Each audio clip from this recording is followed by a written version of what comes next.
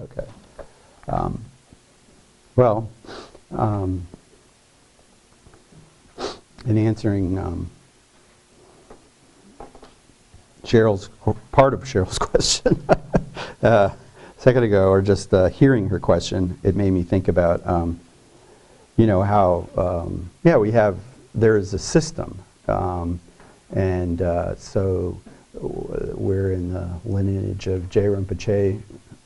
We call him Tsongkhapa Losang Trakpa 1357 to 1419, and it's his interpretation of Nagarjuna that is the big book that some of us are carrying around. Tsongkhapa, you know, is founder of one of the four major Dharma traditions of Tibetan Buddhism, and one of the ones that's flourished and been extremely successful, and is characterized by having a very great focus and success in getting a clear systematic description of how the Dharma is organized and what all the different sutras and all the different systems mean and why they're there and how they fit together. It's not that the other systems don't have that, but the other systems maybe are a little more comfortable with allowing some kind of paradoxes or so forth to emerge, because they're more focused on getting into some non-conceptual practice as quickly as possible. Whereas in the Gelugpa idea, the idea is to have a very clear logical picture and to be the basis for a very clear logical understanding of what the view of reality is, and then have that as the basis on which you pursue a non-dualistic experience. So then, of course, these schools fault each other, one for, you know, being, you know, and our tradition would then be faulted for not having enough people who take meditation seriously and who end up, you know, always getting caught in one further. There's always another debate, right? And so then there's something that one could be worrying about rather than getting to the point of actually trying to actualize something in the cushion. And then our tradition would be associated with saying, you know, things to the other school, and this is a great deal in J. Rinpoche's work itself, which that it doesn't really do any good to just brag about how you only read one book and then went up in a cave, because if you haven't read a yak's load of books and really understood what you're doing, you'll never become a Buddha. And so obviously then people have like a different idea about how to try to balance the role of learning in the process of spiritual attainment. And then within that, Tsongkhapa has, and all the different Dharma traditions of Tibet, and also not just of Tibet, of China and so forth too, but our interest in Tibet, had to look at this vast corpus of material, all the sutras, all the, you know, all the commentaries on all the sutras, all the texts that were independently written, not as commentaries, but just as Buddhist texts by all these different teachers with different points of view. And the teachers didn't all label themselves and say right off, you know, oh, I come from the such and such brand interpretation. They just all wrote what they thought. And it just makes like, and all the, you know, so then everybody had to look at this big corpus of material and say, well, what's really important in here? What's the key to starting out? Which of this material is the lens through which I'll look at the other material? Because it's so complicated and vast and internally contradictory, right? No, I mean just like all over the place, right? So you have to have a way of, I mean, it's not, you have to have a way of showing that in a sense there isn't some final contradiction, that there's a final view, and that when Buddha said there is a self that carries the aggregates, you know, that he didn't mean that as his final thought, but was saying it to help someone, you know, who couldn't in any other way understand how karma could, you know, operate, and that their actions could have some effect beyond this life. You see what I'm saying? There had to be a way of interpreting that. So everybody understood that actually from back in India, and the problem then was like, well, what are the different groups, stances into which you're going to organize this, and then which one are you going to take as being the final definitive set of sutras and the final definitive set of interpretations of the sutras, okay? And in the other Dharma traditions, there are like very different ways of doing that than in Gelugpa. I mean, they're all different from each other, and they're all most of them are also internally differentiated. That is, that they don't, like Gelugpa has a kind of homogeneity. Like if you have like I can say the system, and I know what I'm talking about, and even if there's some little tiny quibble, pretty much everybody, there is a Gelugpa system. But in some of the other schools, there is some like, there can be more internal difference, even within the tradition. So indeed, as Cheryl points out, like when you try to think about all the different things that people are saying, then it's certainly confusing, because not only do they have different views, but then they also use different words. And sometimes they use the same words to mean different things, and they use different words to mean the same thing. And so it's just, and this is what the Dalai Lama has become sort of a master of, and he's made himself a master of, in this lifetime. He didn't start out like, sort of knowing all this spontaneously, at least at the level we can perceive. He studied and learned for a long time, like not first, as you suggest, mastering the system of his own Gelugpa order. And then just sort of relentlessly training with lamas from other schools, so that, and there's a way in which when you understand one really clearly and you have a charitable disposition towards understanding the others, not just like, oh, what are they saying that's different from us? We can call that wrong. And then we'll be better. But if you say, okay, well, these people are also, sincere and have profound spiritual attainments within their orders, but they're saying the words in a way that would seem very wrong, then, how can we try to understand what's really going on there? And that's what he's been doing, for, I don't know, I'll say 30 years. I mean, or roughly in that, maybe about like that. So maybe not exactly, but been working on that project of building from the base of being thoroughly versed in his own system and accomplished in it as a meditator as well, but then not just being satisfied with that, but making himself the Dalai Lama of all Tibetans, and the one who can show that it's not the supremacy of our system that's so important, right? And so I guess this is where,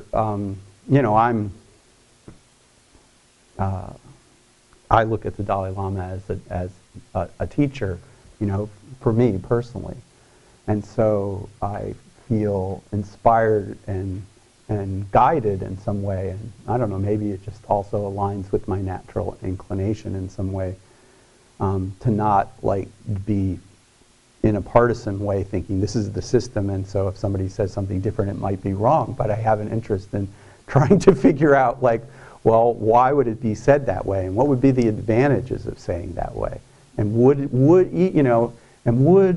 even if it does it in some way add up to the same thing in terms of somebody's experience, or if not, why would it still be a useful thing for someone to hear? Do you know what I'm saying? That's that, right? Okay. So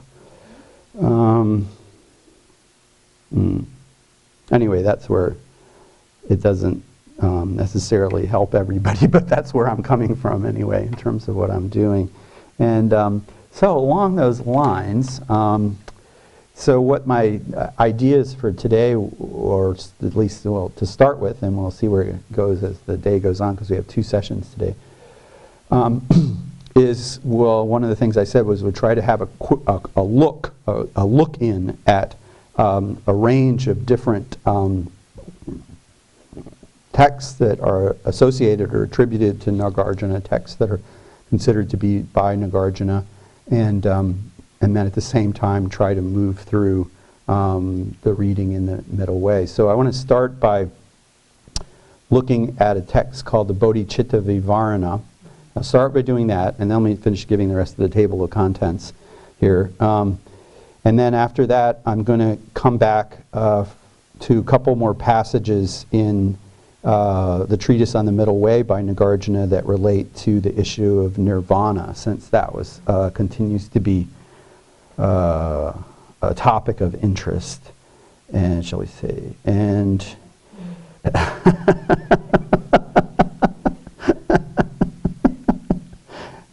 the notorious Venerable Jurma, okay, and we'll was sharpening her debating powers. No, I wasn't intending that at all. I was just really trying to pursue, like, well, gosh, there's a couple other interesting things in the treatise that are relevant to our discussion that we didn't all the way hit.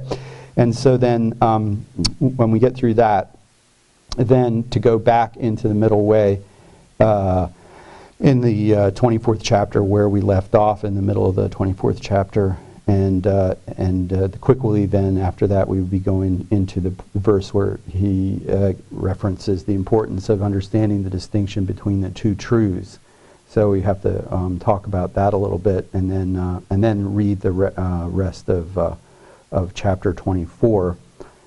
And then anyway, well, that's enough for now. There's more in the lineup, but to start with, commentary on the, okay, so I always got used to translating Bodhicitta Vivarana as like an essay on the mind of enlightenment.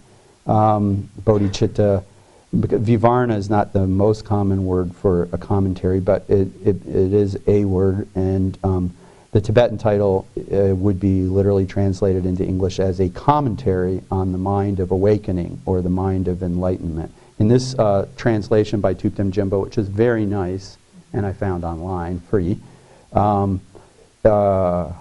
it's the bodhicitta, or mind of enlightenment, is mind of awakening or awakening mind.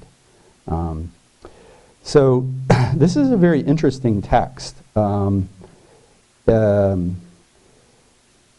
I said, it's attributed to Nagarjuna, and His Holiness cited it emphatically 2 different times in his teaching on Lamrim Chenmo at Lehigh. He mentions this text from time to time, and he always references Nagarjuna as the author and talks about, like, for example, Lehigh, he said, when Nagarjuna was teaching the Precious Garland, he did like thus and so, but he had a different purpose when he was teaching the Bodhicitta Vivarana, and so he taught like this and this. And so he's clearly like thinking that there's a person in the same continuum who is, like, for different purposes framing the topic in different ways in these different texts. Which is important to know. The text is not quoted, however, by any of Nagarjuna's early successors. Like, you don't find the Madhyamikas who came after Nagarjuna and who revered Nagarjuna, quoting this text in their work or referencing it until Shantarakshita in the 8th century. And this, I think, is very telling, and it fits with the content of the work, which seems to be very, it reflects a different period in Buddhist history and a different kind of audience and to whom it's addressed. And His Holiness had talked about it that himself, that it's for a different, it's different because it's directed to a different group of people. So, an interesting thing then, and this in regard to the question about Nagarjuna going to Nalanda and being initiated into Guhya Samaja by Saraha, is that the text begins not with homage to Buddha as the teacher of dependent arising, even though dependent arising is a big theme in the text. It begins with homage to the glorious Vajrasattva. And then it has a quote from the Guhya Samaja Tantra. And then there's a short prose introduction, and then there's about, 112 verses that aren't like a regular commentary, but in effect they're a poetic commentary, or intended as a poetic commentary, or presented as a poetic commentary on that verse. So you would think that this, I mean, I don't know. All right, anyway. That's the situation.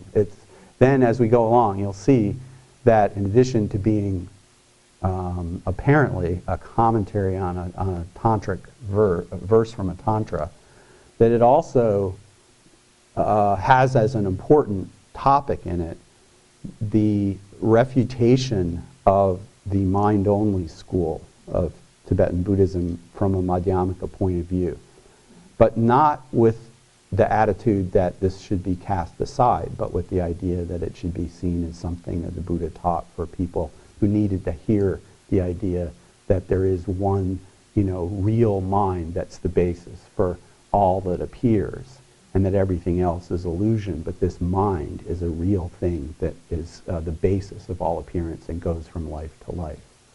Okay, so the reason, that's interesting in general, but it's also relevant to the whole thing of how we think about this happen, because aside from the issue of when tantras were appearing in this realm, then there's the question of when did the mind-only teachings appear. We think of, if Nagarjuna, according to the traditional story, would have lived before Jesus, and been born before Jesus, sorry. And then according to the, current Western, scholarly story, he probably would have lived a couple hundred years later than that. But he still would have had any sort of like natural human lifetime would have expired by the time the mind-only teachings were, transmitted from Maitreya to Asanga in the 5th century, So you don't really have we don't really have a clear story about exactly how this transpired, put together at this point. But still, it's all extremely interesting to me, and I like the text. It's really beautiful, and I want to just pick out some parts of it to read and then comment on why I thought they were interesting. So, of course, we have to read the root texts from the. It's a sort of a philosophical passage from the Tantra that says, devoid of all real entities, utterly discarding all objects and subjects, such as aggregates, elements, sense fields, due to the sameness of selflessness of all phenomena, one's mind is primordially unborn and is in the nature of emptiness. So, having quoted a passage about this sort of ultimate mind of enlightenment, which is, mind realizing emptiness, then Nagarjuna immediately has this little prose introduction that refers to Bodhicitta in the conventional sense, saying that following the practice of the Buddhas and great Bodhisattvas, I too, from now until I arrive at awakening, shall practice in order to save those who are not saved, free those who are not free, relieve those who are not relieved, and help to transcend sorrow those who have not transcended sorrow. And then it says, the Bodhisattvas who practice by means of secret mantra, having generated the awakening mind in terms of its conventional aspect in the form of an aspiration, must then produce the ultimate awakening mind through the force of meditative practice. So then one could say that this commentary on the awakening mind is intentionally a commentary on the awakening mind in both senses.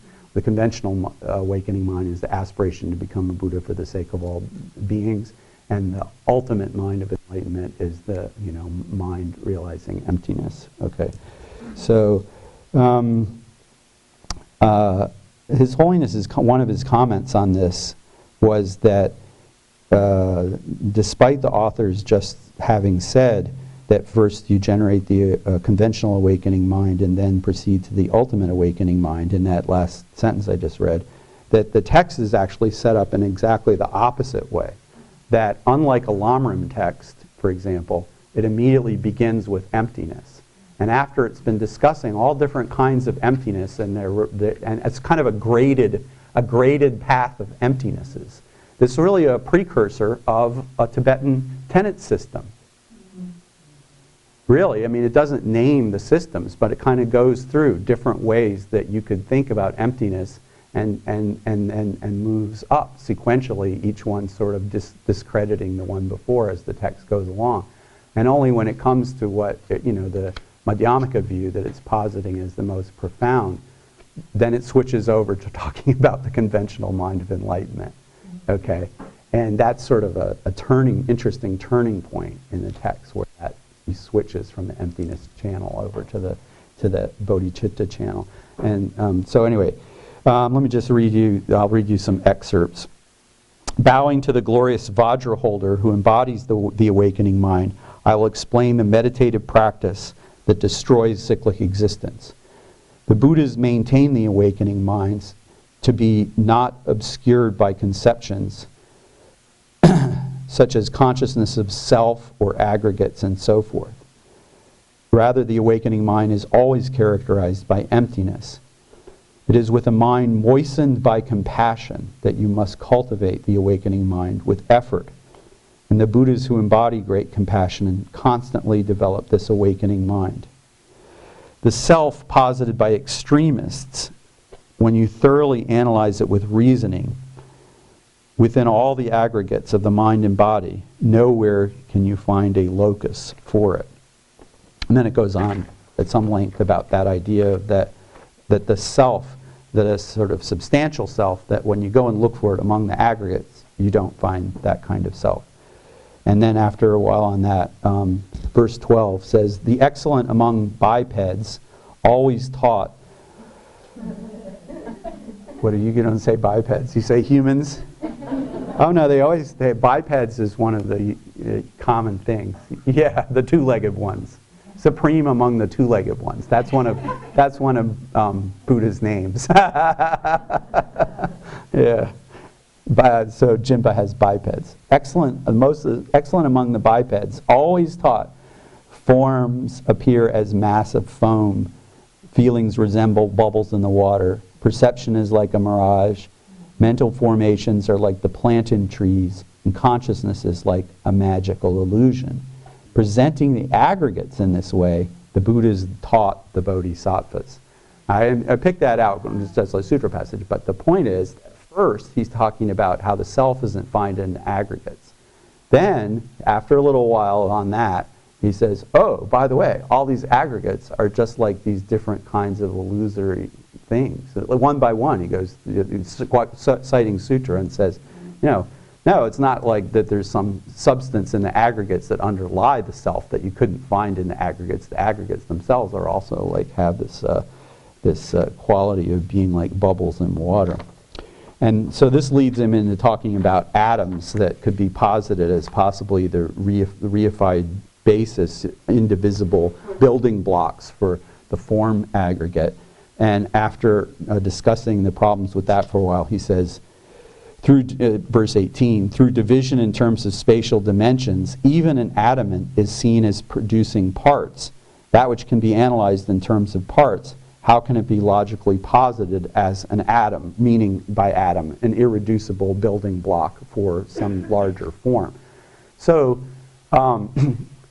this is an argument that you don't see in the treatise on the Middle Way, and it's an argument that, in my study, seems to pop up as part of the mind-only school's refutation of the people who believe in real solid external objects. So here he hasn't gotten to his own view here. He's now adopting a mind-only position, criticizing the people who believe in real solid things and saying, well, if these solid things are made out of little tiny bits, how little are those bits? If they're infinitely small, then no matter how many of them you have, you never will make anything. And yet, if they have some spatial extension in order so that even if they're really small, then so that you can start building something solid out of them, then there'll be the side that faces toward this particle over here, and the side that faces towards this particle over here, and the side that faces toward that one, and so forth. So it has parts even, and it's like you say that it doesn't have parts and is the irreducible particle, but it's really not possible to find an irreducible partless thing that takes up that also takes up space. if it extends in space so as to be the basis for building something that extends in space, then it's got the part that's like on the top, toward the top of the table, and the part that's toward the bottom, and so forth. So then he goes from there and gives another version of an argument, which I'm aware, even though, as I said, I'm not a Dharmakirti scholar, it seems to be coming from that strain, which which is with respect to a single external object. Still talking as though there are, maybe there are these external objects, but what would be the problem with that?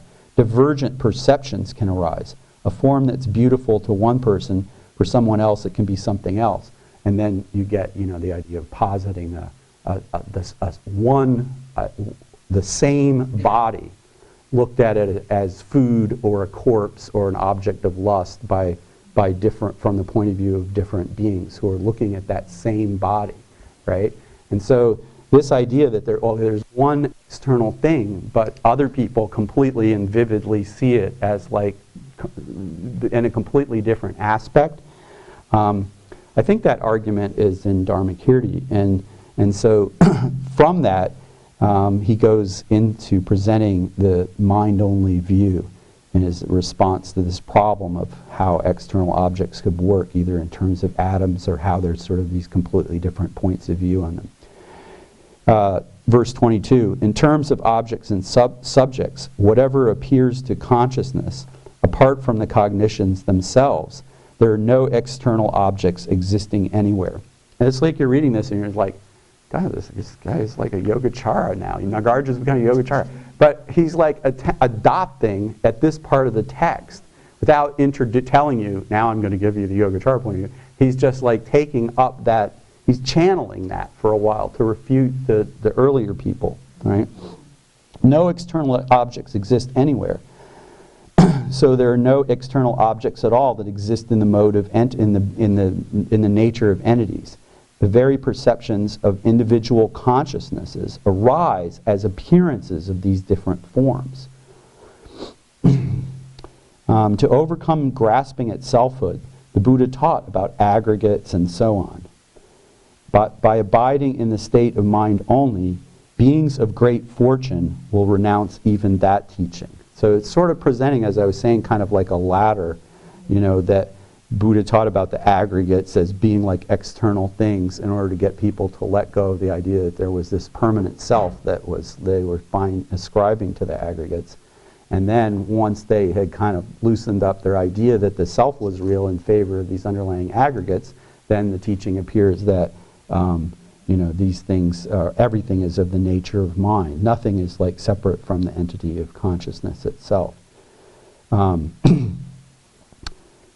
So then he says, now for those who propound consciousness only, this manifold world, everything we see, is established as mind only. But what might be the nature of that consciousness? I will now explain this very point. And so instead of telling you that the three natures as taught in Chittamatra are the real story, he says, all this is but one's mind, that was stated by the able one, Buddha. But it's to alleviate the fear of the childish and not a statement of final truth. Because all the different natures that are discussed in mind only, which I'm not going to explain, they're only of one nature, which is emptiness, and their identities are constructed by the mind. Proponents of, I'm going to skip that. And so with this mind, whatever it is, it's not what it appears. And whatever it appears as, it's not that way. Consciousness itself is devoid of any selfhood, and yet there's no other basis for it. And then he talks about this foundational consciousness, which is taking as being the thoroughly established, truly existent thing, and goes from life to life.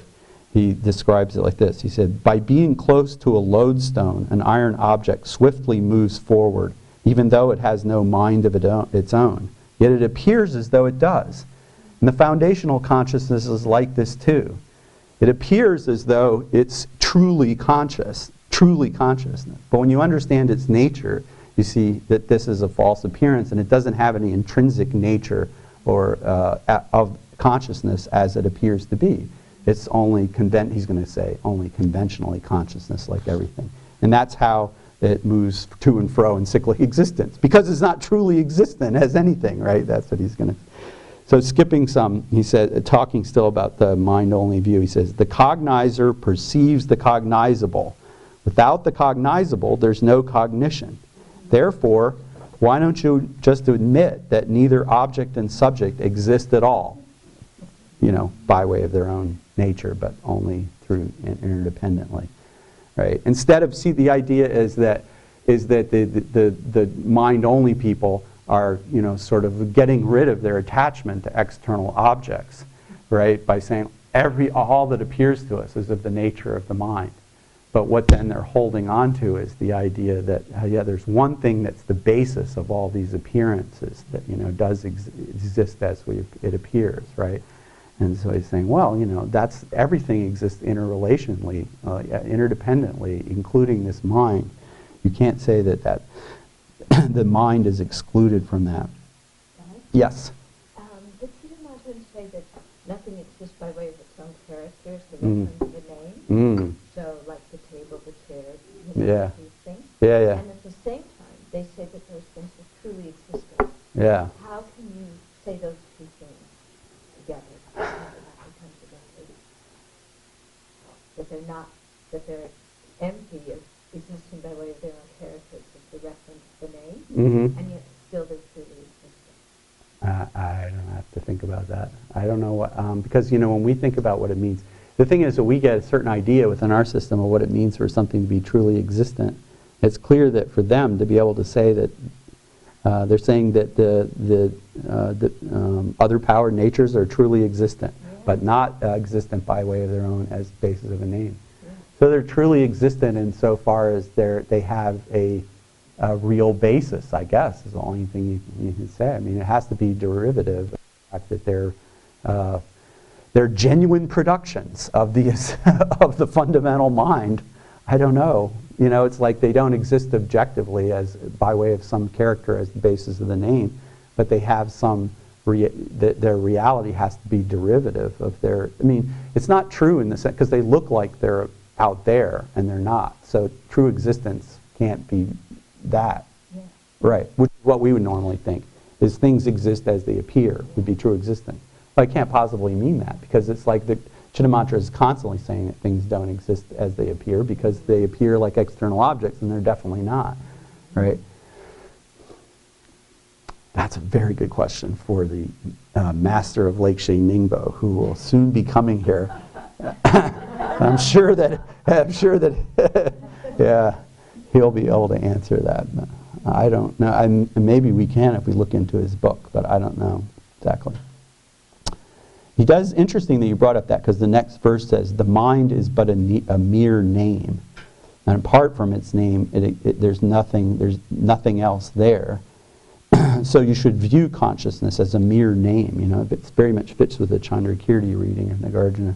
Name itself has no intrinsic nature. The conquerors have never found the mind. So the mind itself has the nature of illusion. This goes on in some vein and then some length. And then he says, if you say that consciousness is momentary, then it can't be permanent. And if the mind is impermanent, then how could it be inconsistent for it also to be empty? In brief, if the Buddhas uphold the mind to be impermanent, then they would certainly uphold that it is empty as well. There's not some permanent mental ground for things. There's a continuum of mind that's changing moment by moment, and so what we call mind is imputed as a name in relationship to this stream, of changing moments. That's the point that he's making. And skipping a little to verse 57, he says, just as the sweetness, yesterday I was saying something about, thinking of emptiness as a quality it's just the ultimate quality, but as a quality of each phenomenon that we turn our mind to. And the examples of that, like, actually that I got are from the Sandhi Nirmocana Sutra, and not from, like, the regular sort of classical Madhyamaka texts. That's where, the melodiousness of a guitar and the softness of cotton and so forth are said. Well, just as the softness of cotton is not the cotton, but it's always, together with the cotton. You don't have some softness that's floating over here, and in that way, emptiness and is the ultimate nature. There's the lots of other qualities of things, but its supreme quality or fundamental nature is like that, always right there with it, but not technically identifiable with it when you think about it conceptually, right? Because it's the softness of cotton, and the cotton can be, conceptually differentiable. If you said that if we didn't, as Gelugpa's, give some gloss on the Heart Sutra when it says form is emptiness, then I would be a Buddha already, because I've been seeing in shapes and colors for a long time, directly perceiving them, and those are forms. So I've been directly perceiving emptiness for a long time. You think it would be long enough. So you have to have some idea that there's something that right there, that form and emptiness are right there together. It's like two ways of conceptualizing the same thing, but somehow to our perception, only one of those aspects is available. And so anyway, Nagarjuna in Bodhicitta Vivara cites or references what I think is the Sandhi Nirmocana Sutra, saying, just as sweetness is in the nature of molasses and heat is the nature of fire, likewise we maintain that the nature of all phenomena is emptiness. And empty phenomena arise from empty phenomena. Agent, karma, fruits, the enjoyer of fruits. The conqueror taught all of these in only conventional terms, just like the sound of a drum or a sprout. They're all produced from collections of factors. So we accept that the external world of dependent designation is like a dream or illusion, but the same applies to the mind as well. That phenomena are born from causes can never be inconsistent. Since the cause is empty of a cause, we understand it to be empty of origination. It doesn't have any essentially existent dependent, there's no essentially existent causation process that can be going on. So then there's a couple of verses that I've seen cited elsewhere and seem to be playing off of ideas from the treatise on the Middle Way, as a lot of this does. When the ultimate truth is explained, when the ultimate truth is explained as it is, just as it is, the conventional is not obstructed. And independent of the conventional, no ultimate truth can be found. This is actually a very important idea for Tsongkhapa's presentation of the two truths. He does not want to have the conventional be wiped out by an accurate understanding of the ultimate. And it's nice that in verse 67 of the Bodhicitta Vivara, Nagarjuna said essentially something along the lines of, when if your understanding of ultimate reality is accurate, it won't be destroying conventional. The conventional is taught to be emptiness, and emptiness itself is the conventional. Neither occurs without the other. It's not like you just have to mop out all that conventional stuff so that you'll have the better truth left behind. And he compares it to being produced and being impermanent. These are like always right there together, have the same extent, just like the limit of samsara and the limit of nirvana. You think about them in different ways, but there's not like something that you can point to that's like one and not the other. They're coextensive, we used to say, right? So when emptiness, when explained this way, is meditated on by yogis, no doubt there will arise in them a sentiment attached to others' welfare.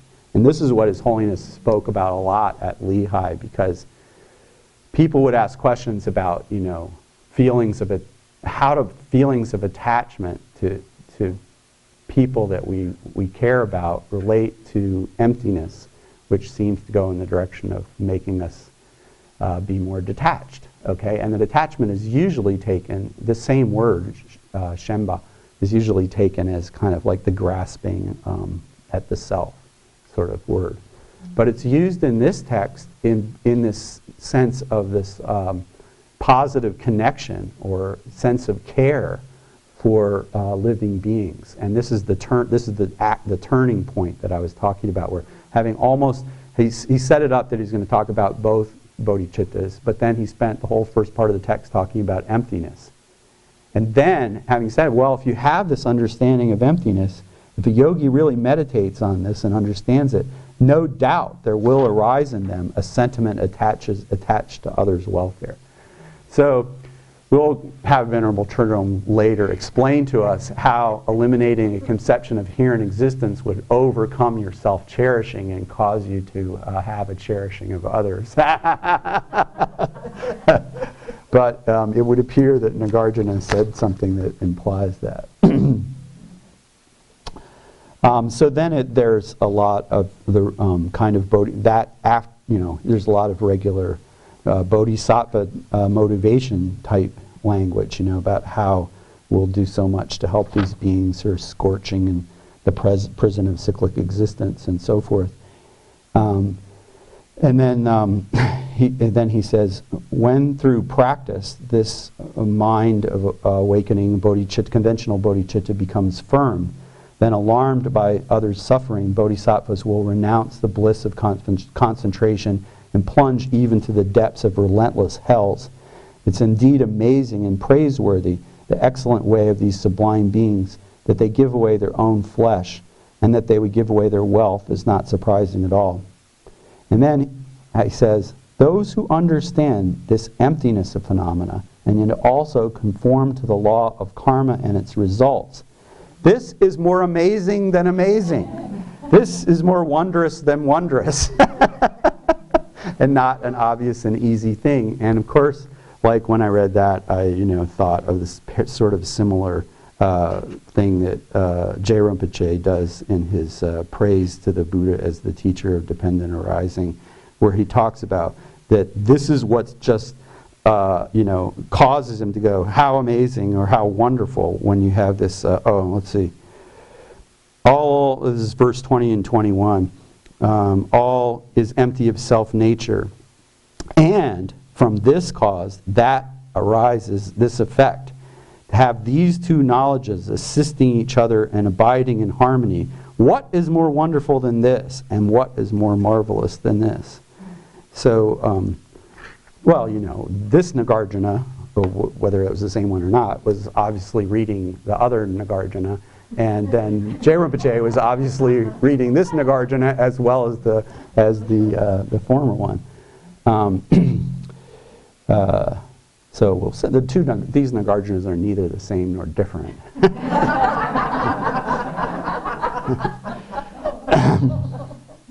So. Just have a couple more passages that are interesting. Bodhisattvas such as Samantabhadra have burned the wood of afflictions with the wisdom fire of emptiness, but still remain moistened by compassion. I thought that was kind of nice. The fire of analysis that analyzes emptiness combined with and usually it seems like there is a lot of water in the compassion metaphors, and then wisdom gets the fire side because it burns up the seeds of this whole storehouse, with all of the seeds of the afflictions. It's burned up by the fire of analysis. Yeah. And then, sort of relating to our discussion about what a Buddha is like in Mahayana, he says, you have that kind of wisdom and compassion combined. Then, under the power of compassion, Bodhisattvas Buddhas like this display acts of departing from leaving the home behind, birth, merriment, renouncing the kingdom, engaging in ascetic practices, great awakening, defeating the maras, turning the wheel of Dharma. These are all compassionate displays of awakened beings, for our benefit. And then there's some people who meditate on emptiness, but maybe inadequately moistened by compassion. He nonetheless moistened, but inadequately moistened, such as to generate the conventional bodhicitta. enter through the Shravaka path into a sort of state as arhats, where they're just in a solitary, peaceful kind of nirvana. And so he says, so long as they're not exhorted by the Buddhas, these disciples remain in a bodily state of wisdom, intoxicated by absorption. But when the Buddhas exhort them, then in diverse forms, they will become attached to others' welfare. So it's definitely not an accident. He pointedly uses the word attachment twice in the text, and it's both times not in a bad way, but in a good way. It's the same word that other people are using in a bad way.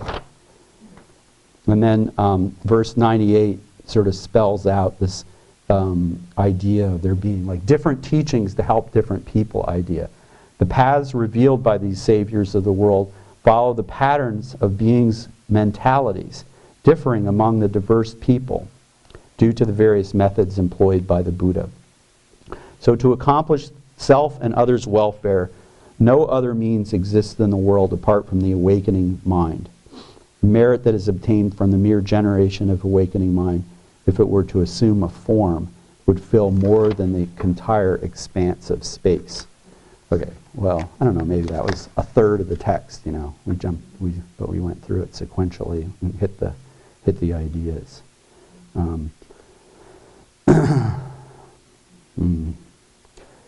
Yeah, I think it's actually quite a beautiful piece of writing, and I mean, my thought when I read it is like I see somebody like Shantarakshita having written this text, or some being who was, you know, maybe Nagarjuna, you know, was manifesting an emanation body in some form in the time of Shantarakshita, time right before Shantarakshita. It's like makes sense for it to appear in the world, however it appears, you know, sometime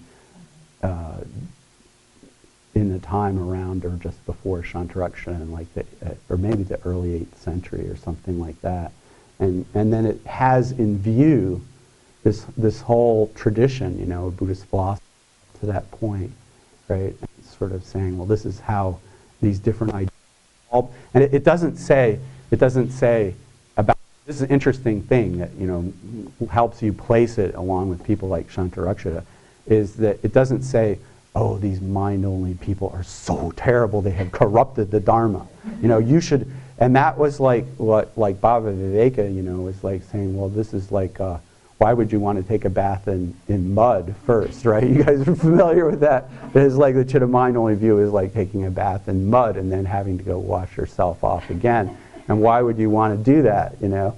And whereas in the, you know, sort of we call the Yogacara sub-school of the Svatantrika sub-school of Madhyamaka, then they have this idea that, yeah, Yogacara is a good way to like talk about the world conventionally. But when you say what's the ultimate nature of this mind that's going from life to life and is the basis of all appearance, it's just as empty as everything else. Yeah. And I also would just say that and this is again is something that's not so well, you know, what's definitively established. But it looks like, you know, sort of a prasangika view that came to be dominant, you know, and that we think that His Holiness posits as being the final view of all the schools of Tibetan Buddhism. The evidence seems that this is like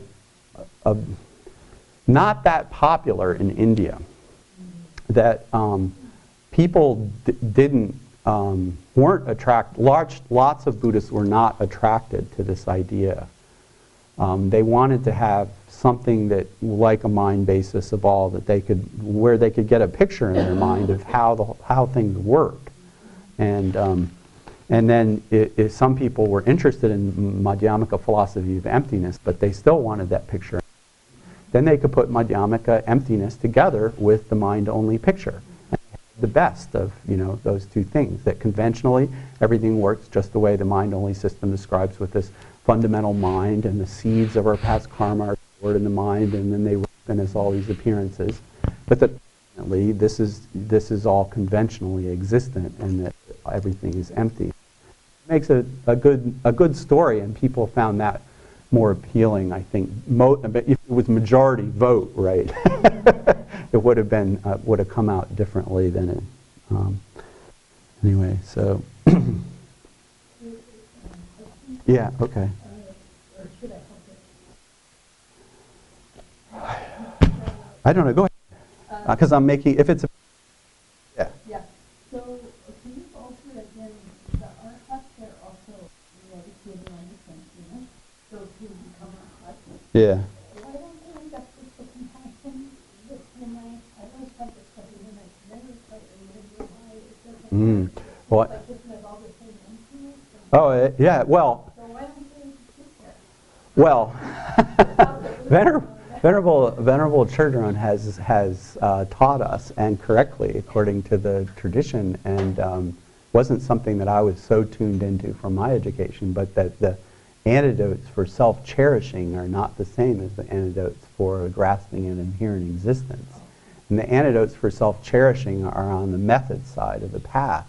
And you can have people who deeply and completely and fully realize emptiness and eradicate the subtlest ignorance. And it's not that those people will not have vast compassion, but they won't have as the basis of their practice this fundamental dedication to become Buddhas for the sake of helping all beings. And because they don't have that as the basis of their practice, they don't, at the end of the practice of that path, reach a fruition as Buddhas, but instead they reach a fruition that is the culmination of their own private welfare in a private Idaho, or it's called a solitary peace, a Nirvana cave, or a Nirvana closet, if we want to translate, since we're short on caves, but we have a lot of closets. And I mean, like that, like some sort of place where you have your own peace. And your mind is completely peaceful. It's not just sitting there thinking, gosh, it's really peaceful, and then after a while getting bored. No, there's no thing like that. It's just completely peaceful. But you don't see other beings, and you're not doing anything to help them. You're not connected with them. The Mahayana vision, really from the very beginning, I mean, this is why the early Mahayanas called themselves Bodhisattvas, was that their vision of what is the good, potential and what would be the thing to do, to aspire to, is that that's not good enough. That you have to find fulfillment by committing yourself to the welfare of others. And how many times has His Holiness said that? And that's not just like a sideline or an after effect that you do along with trying to get to your own private peace. It's the basis for your practice, is that motivation, including your meditation on emptiness, right? And so they don't have that, and so that's why they end up in this sort of, well, we could say a dead end, but you have to realize the whole idea here is there's no absolute dead end, and that's why it's like, well, what could make, if you're in you're in Nirvana, you're in a private, isolated state where nothing else appears to you but Nirvana, how can you ever come out of it? And there are some Mahayana sutras that say you can't, that's just really too bad for you. Depends, maybe that's what you wanted, but I mean, it's like that's a failure for you to fulfill your potential that will never be remedied.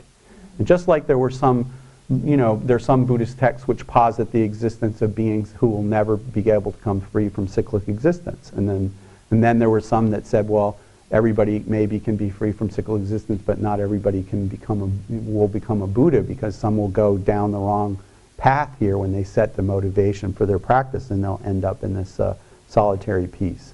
And then the idea is that there's nothing that can contact them in there. So only Buddhas, because Buddhas have superpowers, not just ordinary superpowers. I don't know, whatever you would say. They have capacities that other super yogis don't have. Then they're able to exhort someone, even though the whole idea is that your mind, in this any kind of endless absorption like this, even if it weren't on Nirvana, doesn't advert to some other object. You're undistractable, sort of by definition. If you haven't set a time limit for that meditation, then you would stay absorbed in meditation. So you have to be called on by someone who has supreme powers of somehow reaching inside nirvana, reaching inside your private nirvana and tapping you on the shoulder and getting you motivated to get up and go out and, practice the 6 perfections and, in the full way, combining, including bodhicitta as your motivation. So that's the idea.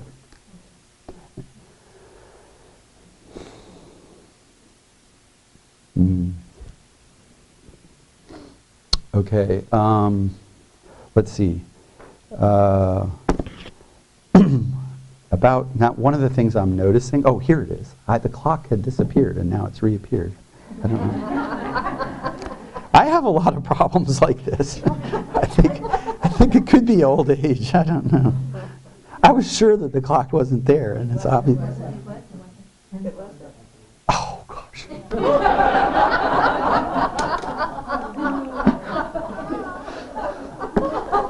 You're spooking me. It was like a gaslight thing. I didn't see you come up with it. So, I was very confused. I was.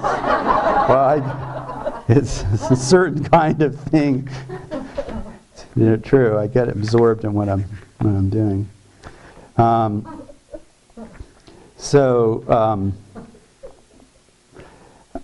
Let's see. We were talking about the Nirvana in the 25th chapter, and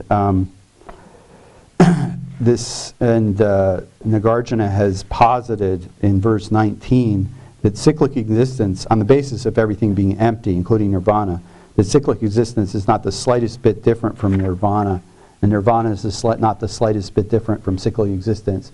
And verse 20, whatever is the limit of nirvana, that's the limit of samsara. There is not even the slightest difference between them or the subtlest thing. Then at the bottom page 531 in Tsongkhapa's commentary on this, he proposes that there is an objection. You have refuted the essential existence of nirvana, so there would be no point in the teacher teaching the Dharma as an antidote to the affliction so that sentient beings can seek liberation. And then he sees that the next verse, 24, on the top page 532, is an answer to the objection. The pacification of all objectification and the pacification of all fabrication is peace.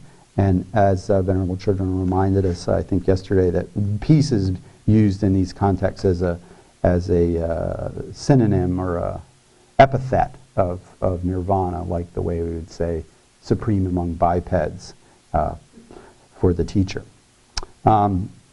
No Dharma was taught by the Buddha at any time, in any place, to any person. And then, in order to comment on that, Je Rinpoche says, just when the king of swans takes to the sky by flapping his wings and flies on the air and the air relies on the space, so the Buddha, the transcendent one who has attained nirvana and pacified all fabrications, remains in a peaceful state without relying on any representations.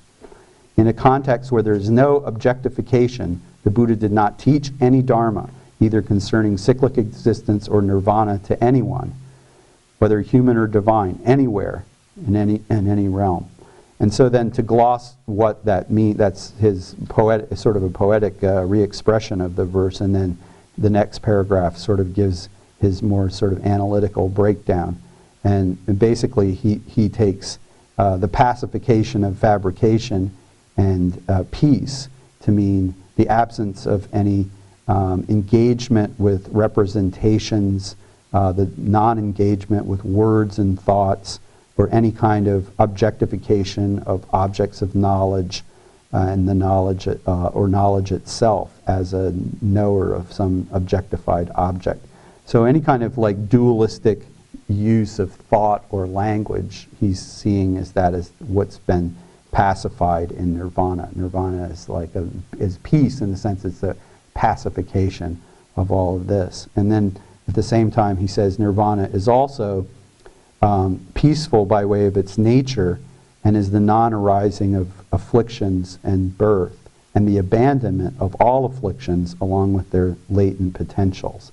So my point is that as the way the verse is written, and especially the way it's commented upon, it's combining in the idea of nirvana and / emptiness, this idea of the elimination of the afflictions and the non-arising of birth based on them, and elimination of the latent potentials of the afflictions, but also combining with that with the transcendence of any kind of dualistic imputation of some intrinsic nature in things. So I see that as like sort of related to what we're talking about before, that there's this idea that analytically there's no self or any kind of dualistic object that you can grasp onto, but then nirvana is this something that's accessed through a deep kind of, actually a sort of concentration. It's a type of non-dualist, it's a type of what do you say, calm abiding, or a meditative serenity. It's a meditative serenity that's a deep sort of concentration. And so that emptiness is sort of combining these elements. Emptiness is being seen as that which unifies the concept of no self and nirvana and dependent arising all into this one idea. And so then there's a bunch of then Tsongkhapa gives a number of quotes from Mahayana sutras. The one says that from the time Buddha attained enlightenment till the time he passed into parinirvana, he never uttered a single syllable. And another one, the Samadhi Raja, says, since everything is primordially pacified, stainless, and without words or letters, he who knows things the way they are is called the Buddha. So this idea of anyway, so then somebody says, if the Buddha didn't teach the Dharma to anyone, then where did all these scriptures come from? To say that and then Jai Rinpoche says, to say that the teacher taught the Dharma to us means that the Dharma has arisen from in the conceptual thought of the addressees who sleep in ignorance and are dreaming. There's no intrinsically existent or self-consciously conceptualized activity of teaching from the side of the teacher. Well, there could be, like he doesn't have concepts. Buddha or she, Buddha, a light awakened being doesn't have concepts, right? So they can't, such a person cannot think about what to say next or what the best word to use would be. That's the idea, right? And so another Mahayana Sutra says the Tathagata, which just is another name for the Buddha, is like the reflection of uncontaminated virtuous phenomena. The reflection of uncontaminated virtuous phenomenon. Neither reality nor the Tathagata exists in this reflection. The entire world sees only these reflections. It's sort of interesting, like, the Tathagata is like the reflection of uncontaminated virtuous phenomena. So what does that mean? It's like if you accumulate causes, uncontaminated good causes, like with a purified motivation as the basis, right? That's uncontaminated, and you're practicing the six perfections. In other words, you're purifying your virtue because you're dedicating it not just to getting a good rebirth, but to becoming awakened for the sake of all beings, and you're combining that with your awareness of emptiness and purifying your virtue and making it uncontaminated in that way. Then these are all conditioned phenomena, right? And the Tathagata is like the reflection of the that's what this verse says from Mahayana Sutra, the reflection of that. And the entire world sees only the reflections of this. And by the way, in a verse from the commentary on the Mind of Awakening that I skipped, it uses this idea of reflection in a similar way, but having to do within samsara. It's like when you think about like the process of transmigration, it's saying like, well, when you look at a mirror and you see your face, it's not like went over and then flipped around and back at you from the mirror. And like that, you know, what arises in the, what becomes, you know, there's a reconstituting or assemblage of aggregates that arises as the basis for the next life that is like a reflection that appears on the basis of what's happened before. And, you know, that, I don't know, see, of course, that text I would consider much later than this one. But I don't know, it's hard to say. In the treatise, this is a citation of a Mahayana Sutra. So who knows? But they're using a similar idea. This one's applying this idea of reflection transfer to the Buddha becoming awakened, and the other one is talking about the process of rebirth, and they're both using that reflection as a way to think. And then a Mahayana Sutra that J. Rinpoche cites says, non-nirvana is taught to be nirvana by the teacher and the master of the world. Not tied by the sky is untied by the sky itself. So I had a lot of fun thinking about this. It seems very, very interesting. Non-nirvana is taught to be nirvana. So it could be that non-nirvana means samsara. That's definitely like one way it could be read. And then it also could mean that, you know, non-nirvana in the sense of a nirvana that lacks any inherently existence. And when we say nirvana, we mean nirvana, but not in the thing of like of some real nirvana that you can grasp. And either of those seems to me like a possible reading of it. And this is what it seems like Tsongkhapa takes this latter idea that you shouldn't think of nirvana as truly existent. He says, gives this example, just as those who sew with a long thread can undo knots by shaking them in the air, the Buddha has taught that things such as nirvana are not truly existent.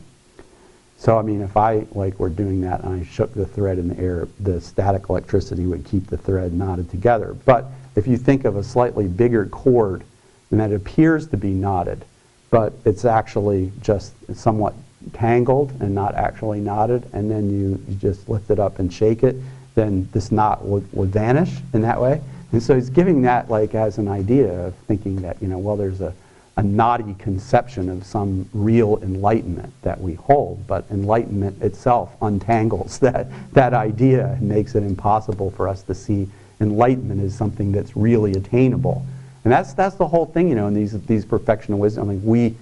I mean, maybe for us, if, you know, we're all here all this time, so we're serious about this, you know, and so it's like the situation of what is it that we're grasping on. What we have to meditate on, the emptiness, is the emptiness of the path and the emptiness of the result of the path and the emptiness of ourselves as practitioners of the path, right?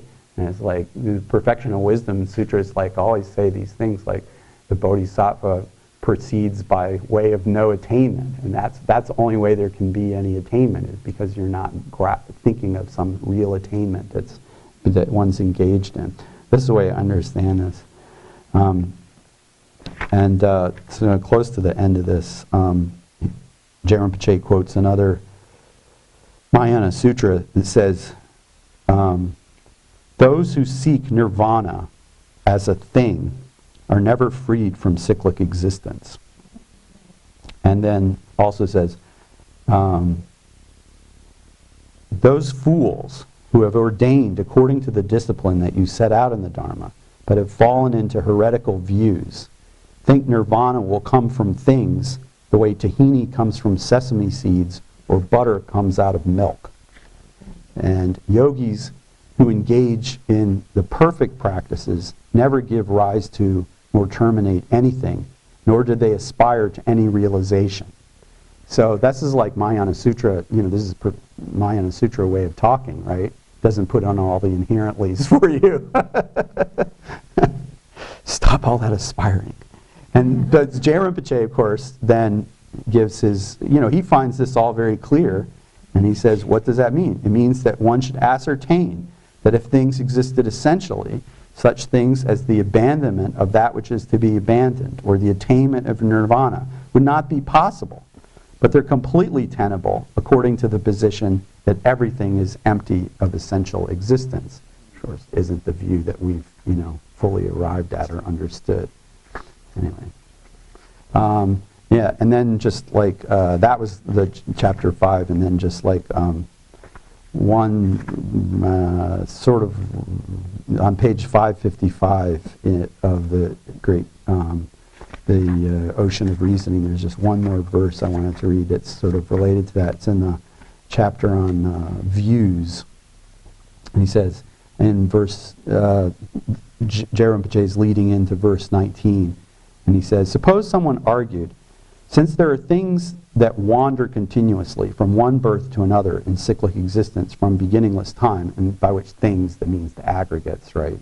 If there are things that are wandering from one birth to another from beginningless time, and they're still wandering, then there must be a permanent wanderer in cyclic existence. And we can call that the self. And then in response to that posited objection, Nagarjuna says, if anyone had come from any place and were to go any place, it would follow that cyclic existence was beginningless. It would follow that cyclic existence was beginningless. And that is not the case. What does that mean? I'm baffled. I thought I knew what it meant, and now I'm like, oh, I don't know what that means. Let's see what he says. If any self or set of aggregates essentially came from a previous life to any life, and then again went to any other life, it would follow that cyclic existence is beginningless. It would then be the case that there would be an essentially existent transmigrator who transmigrates in cyclic existence from beginningless time. But this is not the case, as has already been explained in the 16th chapter. It is untenable for there to be any essentially existent self or set of aggregates that comes from one life and goes to another life. Therefore, it does not make sense that this transmigrator exists, essentially. That's what it means. There's no beginningless cyclic existence. There's no nirvana at the end of cyclic existence, essentially. There's no attainment. That's why it's possible to do it. So they say that. Saying that, and I guess it's good to get it, to think, what align with our way of thinking, which is difficult. Now, 11:45. When I top. Okay. Okay. I have more to say than I thought I did. Yeah. I know. That's okay. I don't mind if people laugh at my discursiveness. I laugh at it too. Okay, so page in middle way, 104. His Holiness is talking about dependent arising. At the top of page 104, he's talking about the term dependent arising. He says, the dependent in dependent arising dispels absolutism because it reveals the dependent nature of all things, while the origination part dispels the extreme of nihilism, because obviously origination doesn't refer to nothing, it refers to something that comes into being. That seems like, clear, and you can sort of see that in the Tibetan and the Sanskrit, that there's, a den, jung, there's a den is the depend part, and it's like, oh, things don't exist in themselves, they just depend. And then jung, it's like, but that doesn't mean that they don't exist at all because they are able to arise, right?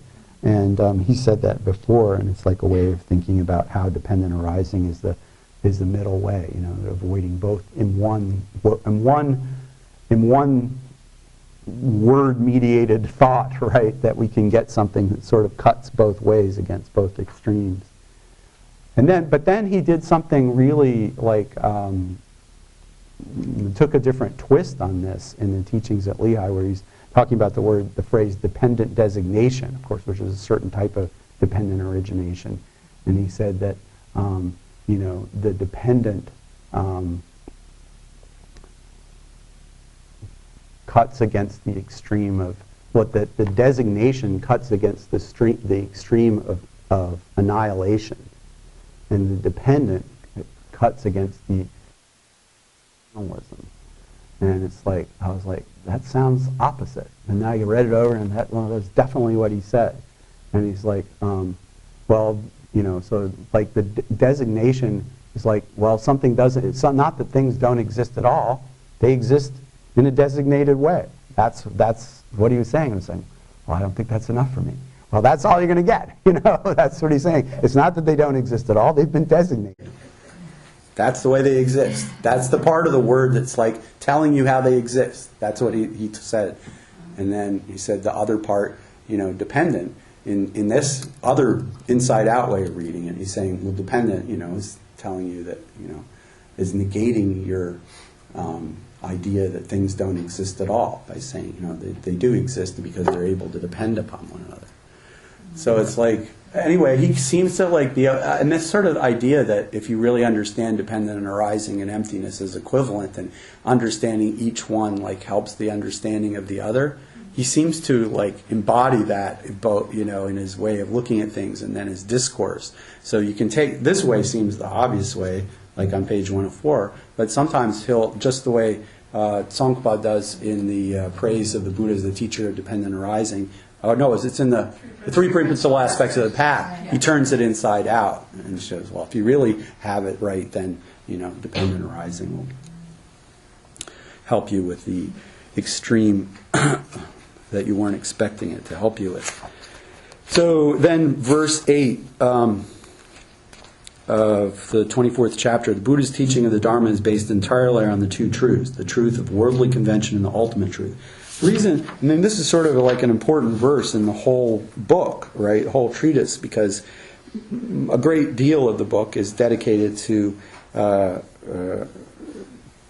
establishing ultimate truth by showing that any of these categories that we grasp at are unfindable on analysis. But then he on the one also has chapters where he talks it's not that everything is negative, as some people have superficially said. If you read the book, you find lots of verses, not just in a single chapter, where he seems to be clearly saying something as his own point of view.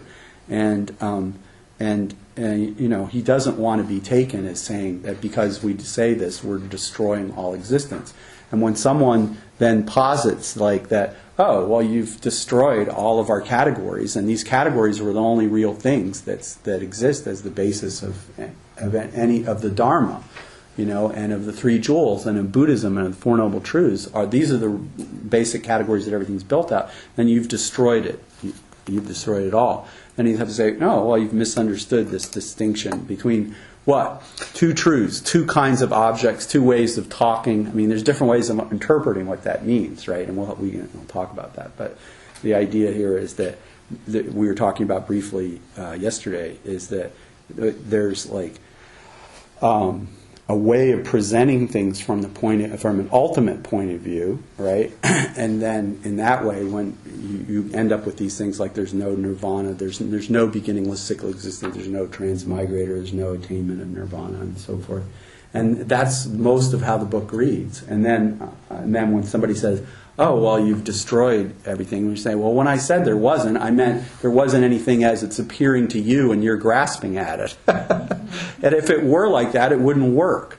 And you know, and Nagarjuna's whole, not every single part, because there are a few places where he tips his hand and tells you, you know, and this is one of them. Say, hey, I wasn't really meaning that nothing exists at all, right? But most of the time when he's talking, it sounds like, including some of the stuff that I was, you know, just reading a little while ago, as though he's like negating everything. And it's like, I think we've talked about this before, you know, it's an important way of thinking about like how to teach, since we have inherent existence mixed up with existence. Then if we take the safe way, you know, which doesn't minimizes the risk of people falling into nihilism, then we tell people, okay, everything's okay. You know, the stuff that you believe in a common sense way still exists. It's just that there's no inherent existence, you know.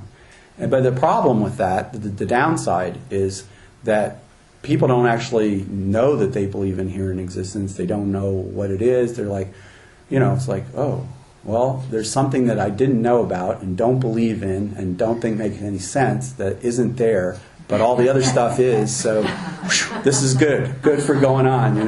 We don't, no problem. And the fifth Dalai Lama talked about that. When he said it's like, well, when Gelupas do this way that they do, putting all the inherentlies and the intrinsicallys whenever everything's being negated, that they end up with this kind of view like, someone has a horn on their head and an extra or a hat on their head, and then they take it off, and then everything's just sort of left the way it was to start with. All right? So that's the downside, right? And Nagarjuna's way of talking avoids that downside. And we can think of it as intending to avoid that downside, that he was directing the main audience for this text, were specific other Buddhist realists, who had exaggerated, who, for them, if you said, it's like for them, inherent existence and existence were right there together. That was self-conscious. They weren't the people who were like, oh, I don't believe in here. No, they were the people who believed that things had a real essence and certain things. And that was why stuff worked, right? So he had to attack at that point. So I guess so somebody has a question, and I was about to say something about the two truths, and I don't have time to say it in 3 minutes anyway. But so I would just end by seeing what your question is. Yeah.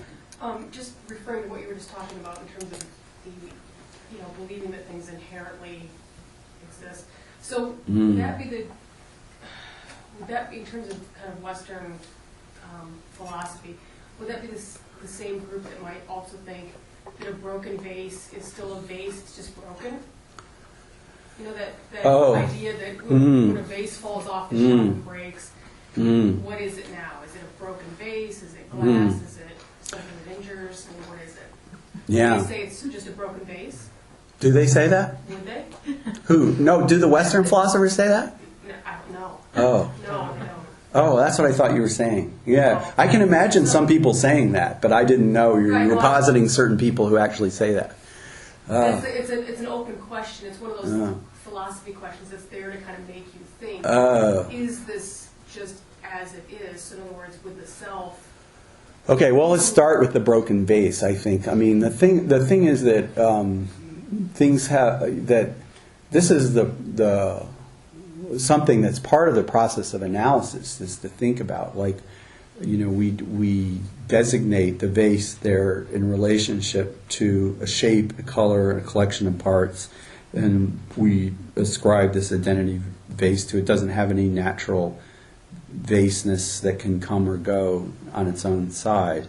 And so the question becomes is when is it suitable to ascribe vase in relationship to a certain appearance and basis of designation, and then you have to look at the way words and terms and the sense powers of the beings in that area exist. So it gets to be, there's this whole thing. It's if the vase existed naturally on its own side, then that would be one thing. But if it doesn't, then you have it's sort of if you knock off a little piece of it, does it stop being a vase? If you knock off a little bit bigger piece, how many pieces can you knock off before it starts being a vase? And then people get into an uncomfortable place at a certain point where it's vase. It's is it suitable to be designated as a vase or not be suitable to designate it as a vase, right? I would guess it would be if I'm just thinking about the vase, and I'm thinking, okay, if a vase falls and shatters, whether we are going to still want to call it a broken vase depends on how many pieces they are, how small they are, and how much we value it. If we're strongly attached to it, we'll think it's a broken vase even if there are a lot of pieces, because we'll be determined to see it still as a vase in which the pieces have temporarily been separated from one another, but the basis of designation is still out there, and we're imputing it now to this slightly diffused collection of parts. Whereas if we didn't care that much and we were tired of dusting it, then we'll just say, oh, their vase is gone. Now there's some garbage on the floor.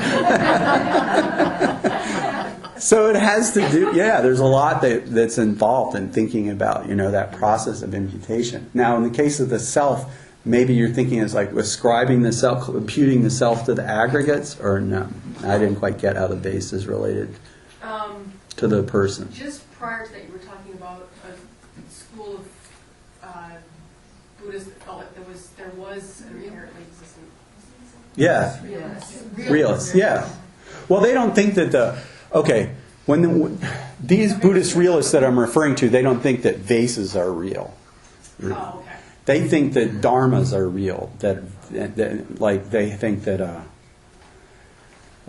they have these basic categories into which the world is made out of. So it could be like solidity, for example, or would be an example, and to say like there's these certain factors.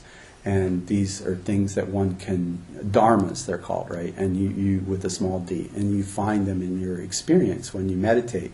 You see, when I look at my experience, I don't find that irreducibly there's some person, but irreducibly there is contact or moisture, or